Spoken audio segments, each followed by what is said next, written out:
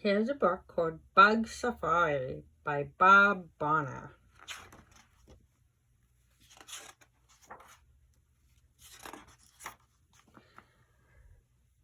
The events described here actually happened to me. The things I learned are recorded to the best of my memory. We can still observe and learn from the great ancestors of the very ants I saw that day so very long ago. Well, last summer. I was lost in a bug-infested jungle one hot summer day. I was all alone, looking for a way back to base camp, when I saw a long line of marching black ants. Where could they be going? It looked like an ant safari. Was this the way out of the jungle? I decided to follow. See the ants? In all of my travels, I had never seen anything like the ant safari. Some of the ants carried things to eat, such as leaves, seeds, or bits of other insects. The ant safari was in a hurry to get somewhere. The ants didn't even look up at the big dragonfly that buzzed over our heads. We headed deeper into the dark, unknown jungle. I crawled over rocks and through mud. I had to find out where the ants were going. The safari passed under flowers that were humming with honeybees collecting pollen.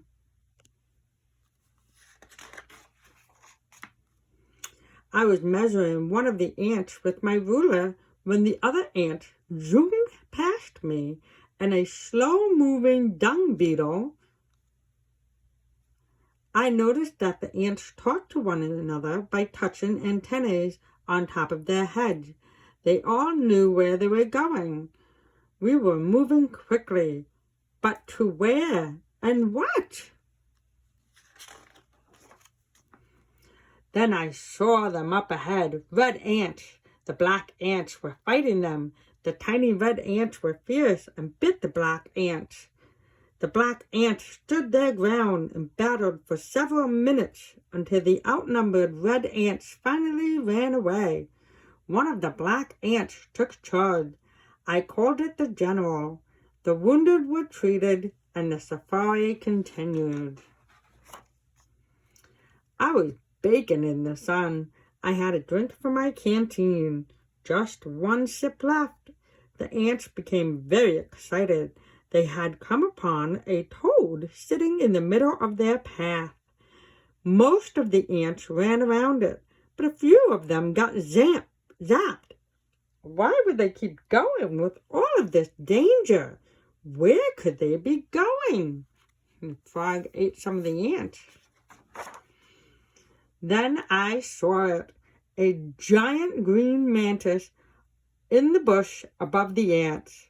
One of the ants was plucked up and eaten, but all of the others marched ahead. They had passed under sticky spiderwebs, spotted beetles, and noisy crickets that made a chirping noise as we passed by. I picked my way through the jungle. I had scraped my knees and cut my finger and needed medical attention. I bravely pressed onward, hoping I would one day see another human being. All of a sudden, a hairy black spider pounced in front of the ants. The general led the safari around the giant, but I feared the worst. I hid my eyes and ducked for cover. Then, with a swooshing sound, the spider was gone. I looked up and see its 8 legs wiggling in the beak of a robin. We were all safe for the moment. The general marched on. I was out of water, famished, and covered with bites. Then I heard a faint sound in the distance. I was perfectly still in the brush, so I could listen very carefully. A lone mosquito buzzed past my ear. Finally, I heard the call. A human voice. Base camp. Lunch was ready, and to my surprise, I discovered where the ants were going. Look, where are they going? I love a good safari, and so do the ants. They went to his picnic that he was having with his mommy. The ants will take crumbs from the picnic and carry it all the way back home to their ant hill. Wow, that was a funny story. He pretended to be on a safari with the ants.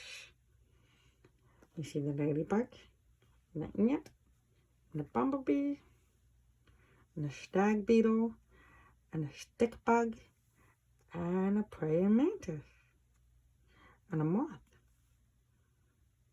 What a great book.